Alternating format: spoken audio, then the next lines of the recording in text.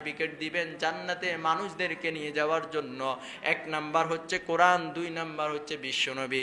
কাল কিয়ামতের ময়দানে ওই সকল মানুষদের বিরুদ্ধে বিশ্বনবী দাঁড়িয়ে যাবেন। জোরে বলি নাউজুবিল্লাহ।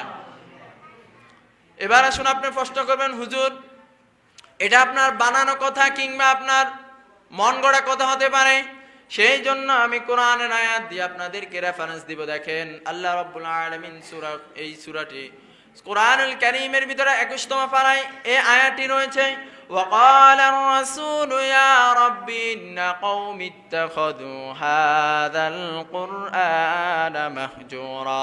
রব্বুল আলামিন বলেন কাল কিয়ামতের ময়দানে স্বয়ং বিশ্বনবী মুহাম্মদ রাসূলুল্লাহ সাল্লাল্লাহু আলাইহি ওয়াসাল্লাম ওই সকল বান্দাদের বিরুদ্ধে দাঁড়িয়ে গিয়ে রবকে বলবে, ইন্না কওমি ইত্তাখাযু, আমার এই কওমের লোকগুলো, আমার এই সিরাজপুর ইউনিয়নের লোকগুলো কিংবা বনি আদম বাংলাদেশের এই মুসলমানগুলো আমার কোরআন থেকে বিমুখ হয়ে গিয়েছে, কোরআন পড়ে নাই, কোরআন জানে নাই, কোরআন সম্পর্কে জানার চেষ্টা করে নাই।